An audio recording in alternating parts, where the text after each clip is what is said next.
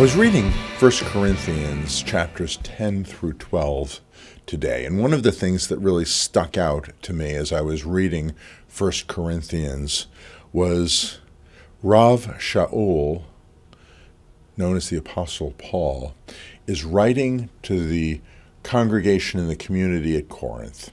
And the congregation and community at Corinth has a lot of things that aren't going right, aren't going properly, and, honestly, there's areas for growth and development.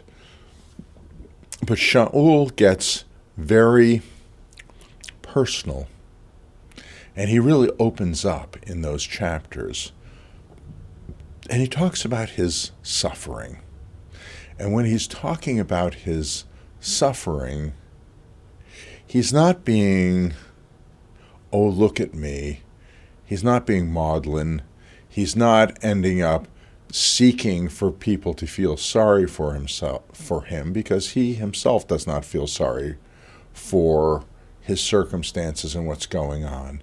And indeed, he really is very excited about what he has accomplished in terms of walking with Messiah. He's excited about his ministry. He's excited about opportunities. He's excited about the transformation and change that has happened around him. But he does recognize that this is not without, dare I say, costs.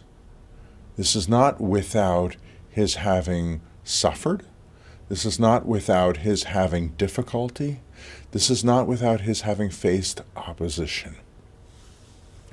And I really think about this because Shaul believed that the greatness of the death and the resurrection of Messiah Yeshua, the greatness of the move through salvation history, the greatness of the culmination of God's plan of entering into human history in the person of Messiah, living a ministry in our midst, and then Yeshua's willingness to end up taking on suffering and death, and then having the power of the glory of resurrection follow it 3 days later, is something that everybody's got to know about. Everybody has to have an opportunity to choose for life. Everybody has to end up being in a position where they don't need to submit to death and destruction. And so for Shaul, he recognizes that his role is as an apostolic witness to the nations. And he starts in the Eastern Mediterranean, but he will ultimately go to areas that we know of today as Asia Minor, which is Turkey, to Greece, to the island of Cyprus, which is in the Eastern Mediterranean, and he continues to develop trips where he's going further and further to the west, further and further to the nations, further and further to people groups who were ruled by Rome at this point in time and were part of the Roman Empire. And he understood that the polytheism of Rome, which it had inherited from Greece, was opposed to a message where you said all the other gods unnecessary, all the other gods uninteresting, all the other gods elemental spirits, possibly something that has some sort of grounding in something, but they do not compare. They are not like the God of Abraham, Isaac, and Jacob. They are not like the Creator. They are not like Messiah Yeshua, who entered into human history. And the power that anybody thinks any of these might have is absolutely crushed when it comes and encounters Yeshua the Messiah, King of Kings, Lord of Lords, Lion of the tribe of Judah. And this one came not simply for a simple tribe of Semitic peoples who lived in the Levant, who lived in eastern Mediterranean shores.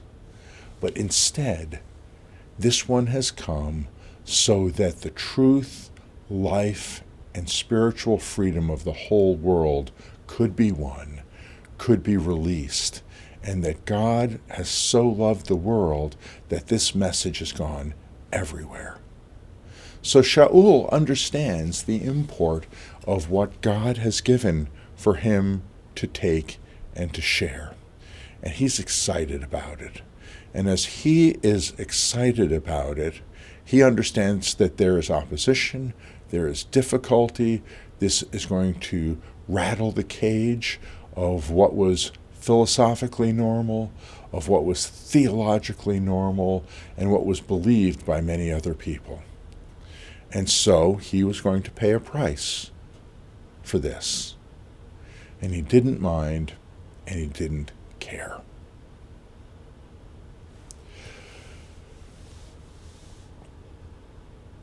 It's a simple question for us at this point in time. And the simple question for us is, do we understand the power of what we believe in? And what we believe in is not as radically different in this age to the people around us as it was in Shaul's age 2,000 years ago, almost. Instead, what is going on at this point in time is there's a fair amount of people who are familiar with the Bible, who are familiar with the Hebrew Scriptures in the New Covenant, who are familiar with various different denominations that preach one flavor or another of this radical message that Shaul carried with him.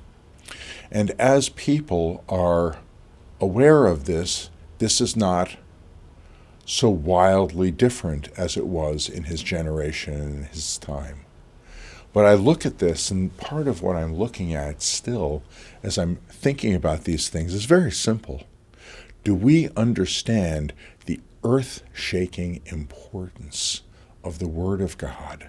Do we understand that this is something that if it is opposed, it is quite okay for us to suffer? It is quite okay for us to end up being persecuted. It's quite okay for us to be cut off from relationships. It's quite okay for people to be outraged about what we're talking about who we are, and about what's going on around us. And if you are okay with this, you understand the depth, the width, and the importance of what you have given your heart to. And if you're really concerned about whether people will like you or not like you, or whether you'll get along to go along, or any of the rest of this stuff, it hasn't in fire gotten a hold of your heart yet to a point where you understand fully how amazing this truly is. And so sometimes we're telling people brand new things that they have never heard before. And sometimes instead what we're talking about is we're just talking about the importance of what they have initially encountered, the importance of what they've lived with for a period of time, and the importance of the power, the presence, and the fullness of who God is breaking into history, and how significant this really, truly is. Shalom.